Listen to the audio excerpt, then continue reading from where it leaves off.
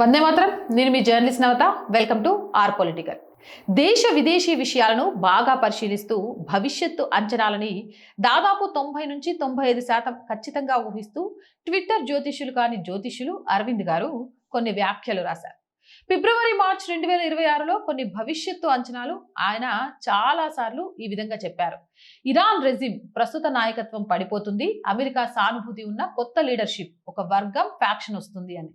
US de facto Iran oil flow, అలాగే straight of Hormuz ని control చేస్తుంది వెనిజులా ఆయిల్ లాగా అని. వెనిజులా లాగే అమెరికా ఇరాన్లోని ఇన్సైడర్స్ లోపల వ్యక్తుల సహాయంతో తీవ్రవాద నాయకుల్ని తొలగించి తమకు అనుకూలమైన లీడర్లను తీసుకువస్తుంది అని ఆయన అంచనా వేశారు. ఇప్పుడు ఈ పోస్ట్ నేను ప్లే చేస్తున్నా, చూసుకోవచ్చు. ఇక అనంత కృష్ణన్, పక్షిరాజన్ వంటి కొంతమంది వామపక్ష మేధావులు ఇరాన్ కాల్పుల విరమణ ప్రకటన చూసి పిచ్చిగా ప్రవర్తిస్తున్నారు. పాకిస్తాన్ గెలిచిందని, ట్రంప్ ఓటమిని ఒప్పుకున్నారని, భారత్ ని పక్కకు పెట్టేశారని వారు వాదిస్తున్నారు. అసలు విషయం ఏమిటో వివరించే ముందు ఒకసారి ఆలోచించండి.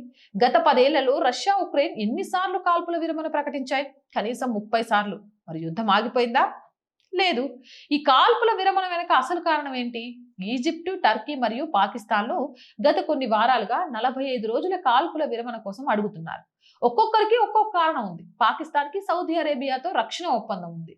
సౌదీ ఏమో పాక్ సైన్యాన్ని యుద్ధ భూమిలోకి దింపాలని చూస్తుంది. అదే జరిగితే పాక్ ఆర్మీ చీఫ్ అసీం మున్నీర్ కు అది చావు దెబ్బ అవుతుంది. పాక్ సైన్యంలో 25% మంది షియాలు ఉన్నారు. కాబట్టి కాల్పుల విరమణ కోరకపోతే దేశంలో తిరుగుబాటు వచ్చే అవకాశం ఉంది. అయితే ట్రంప్ ఇవేమీ పట్టించుకోరు. ఆయన పాకిస్తాన్ కేవలం ఒక పావు మాత్రమే. అసలు ఆర్థిక కోణం ఇక్కడే ఉంది. నిజమైన కారణం తెలుసుకోవాలంటే అమెరికా ట్రెజరీ బాండ్ మార్కెట్ వైపు చూడాలి.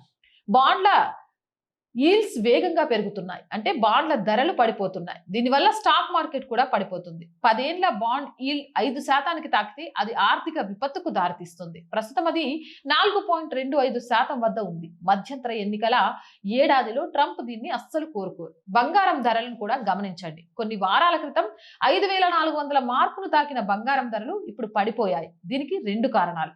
అమెరికా డాలర్ బలోపేతం, రష్యా కూడా ఇప్పుడు డాలర్ల కోసం పాకులాడుతోంది. అందుకే ట్రంప్ ఆదేశాలను పరోక్షంగా పాటిస్తూ చైనాకు వెళ్లాల్సిన చమురును భారత్ కి మళ్లించింది. డాలర్ విలువ పెరిగితే బంగారం ధర తగ్గుతుంది. ఇక యుద్ధం వల్ల చమురు ఆదాయం తగ్గడంతో యుఏఈ తన వద్ద ఉన్న బంగారాన్ని భారీగా అమ్ముతుంది.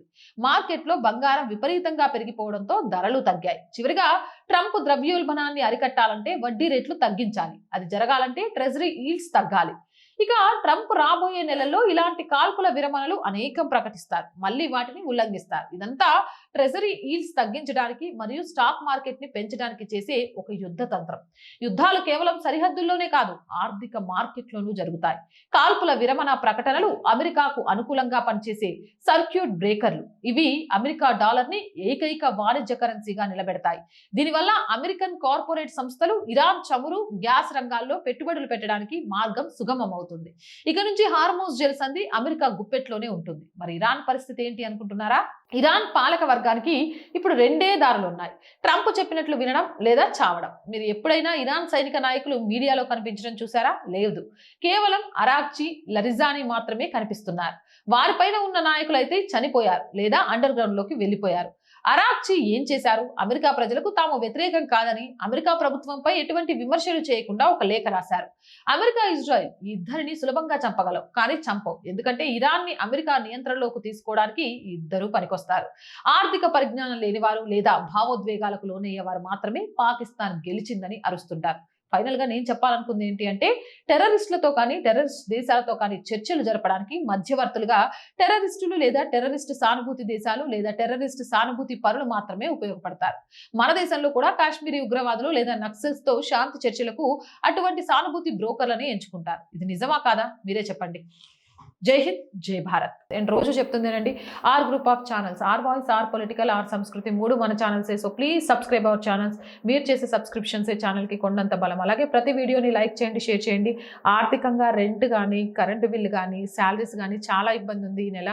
మీరు చేసే సహాయం మాత్రమే ఈ ఛానల్ని నిలబెట్టగలదు. సహాయం చేస్తారని ఆశిస్తున్నాను.